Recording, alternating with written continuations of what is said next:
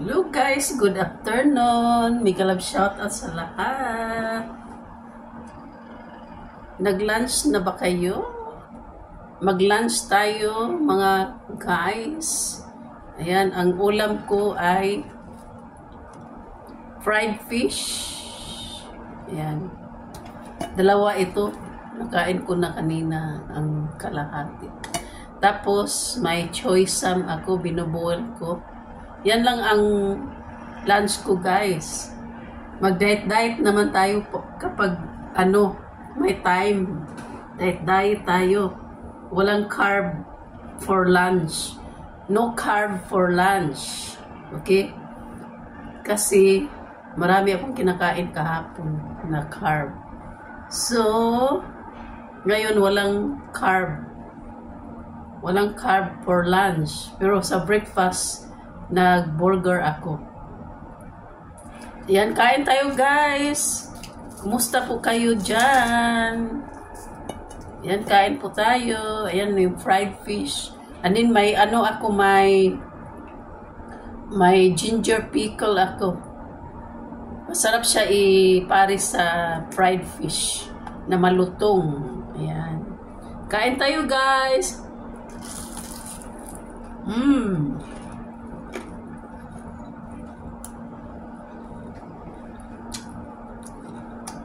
Saka may black vinegar. Yan, black vinegar. Black vinegar yan. Pwede ko din isaw-saw dito na.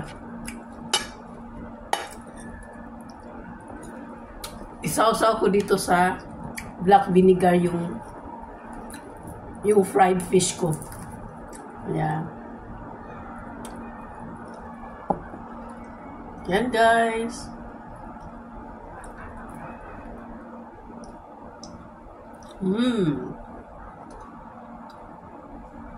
Yummy, yummy. Tapos may choysam ako, binuel ko lang. Ayan, hindi ko nilagyan ng mantika sa pag-boil nito at saka asin kasi yung fried fish ko ay nilagyan ko na ng asin. Matimpla na siya. Kaya hindi ko na nilagyan ng asin. Ayan.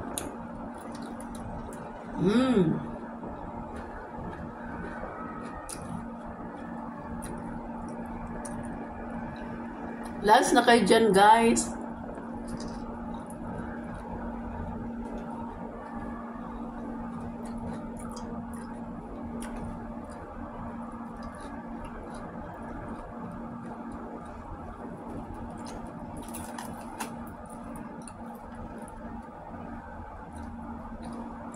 Ang gusto ko sa isda, pag nag-fry ako, yung malutong na malutong. Gusto ko. Malutong na pag-fry.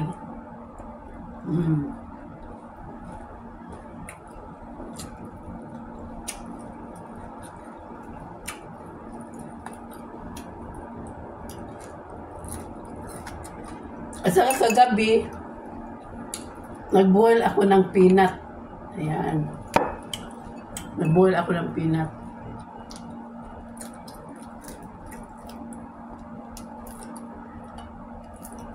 Pang munch lang ang peanut. Ayan.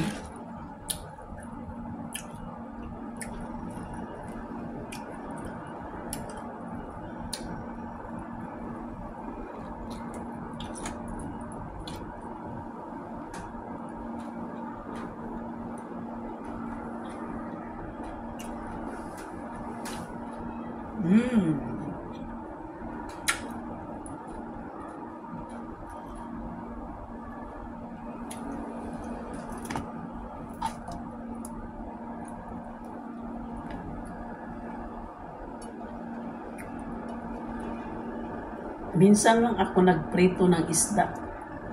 Hindi ako hindi ako mahilig sa fry. Ang hilig ko ay yung sabaw. Mahilig ako sa sabaw.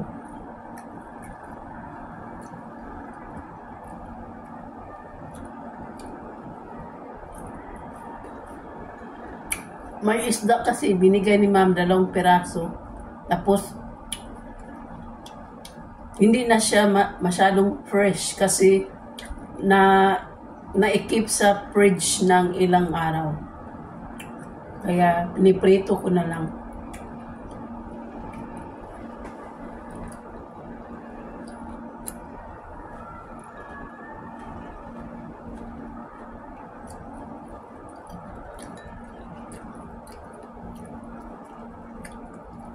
Sa totoo lang guys, minsan lang ako nagra-rice. Minsan lang ako nag-rice. Kapag nag-rice ako, yung rice namin dito, hindi puti. Yung rice namin ay brown black rice. Yan ang kinakain ng mga amo ko. Tapos, kasali na ako doon. Kaya, kapag nag-crib ako ng white rice, bibili ako kasi may mga 1 pound dito. $10, 1 pound. Bibili ako. Pero hindi ko ipakita sa amo ko kasi yung amo ko ayaw niyang kakain ako ng white rice. Kasi naman talaga ang white rice ay more on sugar. Yes.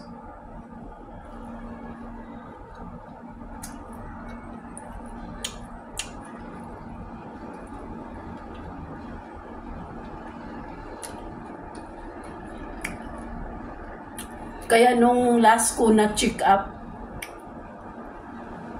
sa dugo, check up sa sugar, check up sa urine, tapos check up sa cholesterol. Lahat normal ang resulta.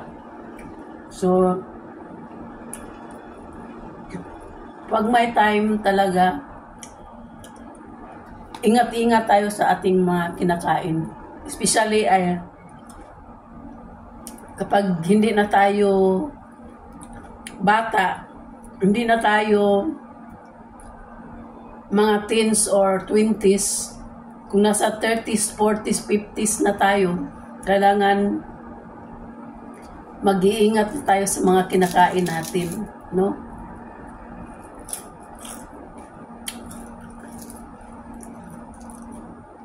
Kaya yung amo ko din ay masaya na alam niya yung resulta ng mga lab test ko. Masaya din siya kasi syempre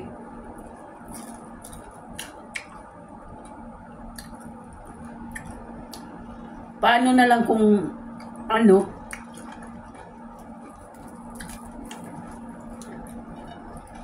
mahirap magtrabaho kung may mga sakit-sakit. Pero hindi maiwasan pag nasa 40s, 50s ka na, hindi maiwasan na may mga naramdaman ka na sa iyong mga katawan. Kasi hindi ka na nag-matured ka na. Kaya dapat may mga exercise tayo.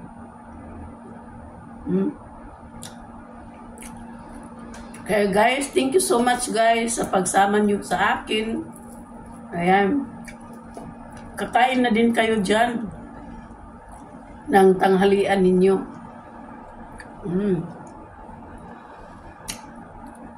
Gustong-gusto ko talaga yung black vinegar dito sa Hong Kong. Masarap. Ang black vinegar dito ay made of glutinous rice. Glutinous rice siya.